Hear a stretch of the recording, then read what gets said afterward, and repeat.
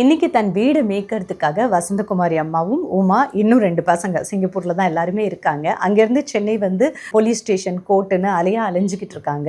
அவன் போலீஸ் ஸ்டேஷனுக்கு வரும்போது இல்லாட்டினா நாங்கள் கமிஷனர் ஆஃபீஸ் கூட போயிருக்கோம், டிசிபியை பார்த்துருக்கோம். அதுக்கப்புறம் போலீஸ் ஸ்டேஷன் எத்தனை முறை நாங்கள் வந்துட்டு எங்கெங்கெல்லாம் எங்களுக்கு கதவு திறக்குமோ எல்லா இடத்துலையும் நாங்கள் கதவை தட்டியிருக்கோம். ஆனால் வரும்போதெல்லாம் எனக்கு கோர்ட்டில் ஒரு கேஸ் இருக்குது அப்படின்னு சொல்லிவிட்டு அவன் ஓடி போய் ஒழிஞ்சிடுவான். ஒரு வீடை வாடகைக்கு விடும்போது எமோஷ்னலாக அத்தை மாமா அண்ணன் தங்கச்சி அப்படின்னு உறவு முறை கொண்டாடாமல் டிக்னிஃபைடாக ஒரு டிஸ்டன்ஸ் மெயின்டைன் பண்ணணும். மாதம் அவங்க வாடகையே நமக்கு போடுறாங்களா இல்லையா, பேங்க்கில் கொடுக்குறாங்கன்னா டிரான்சாக்ஷன் இருக்கான்னு சரியாக மெயின்டைன் பண்ணணும். நமக்கு பண தேவை இருக்கோ இல்லையோ எல்லா ஹவுஸ் ஓனர்ஸும் இதை கண்டிப்பாக மெயின்டைன் பண்ணுறத பார்க்குறத மானிட்டர் பண்ணுறத வழக்கமாக வச்சுருங்க. இங்கே இருக்கிறவங்க வெளிநாட்டுக்கு பெற்றவங்களை கூட்டிகிட்டு போகிறீங்கன்னா உங்களோட சொந்த வீடு இங்கே இருக்கும். அது வந்து ரூட். உங்கள் அப்பா அம்மாவுக்கு அந்த வீட்டோட ரத்த சம்பந்தமான ஒரு உணர்வு கலந்த ஒரு உணர்வோட கலந்த ஒரு விஷயம் இருக்கும். அந்த வீட்டை அவங்க எதுக்காகவும் இழக்கிறதுக்கு விரும்ப மாட்டாங்க.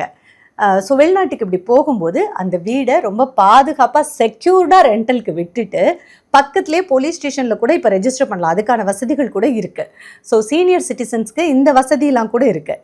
நான் இந்த வீட்டை எங்கள் வாடகைக்கு விட்டுருக்கேன்னு ஒரு போலீஸ் ஸ்டேஷனில் போய் நீங்கள் அதை ரெஜிஸ்டர் பண்ணலாம், சொல்லலாம், பதிவு பண்ணலாம், மானிட்டர் பண்ணுறதுக்கு அவங்களோட ஹெல்ப்பை எடுத்துக்கலாம்.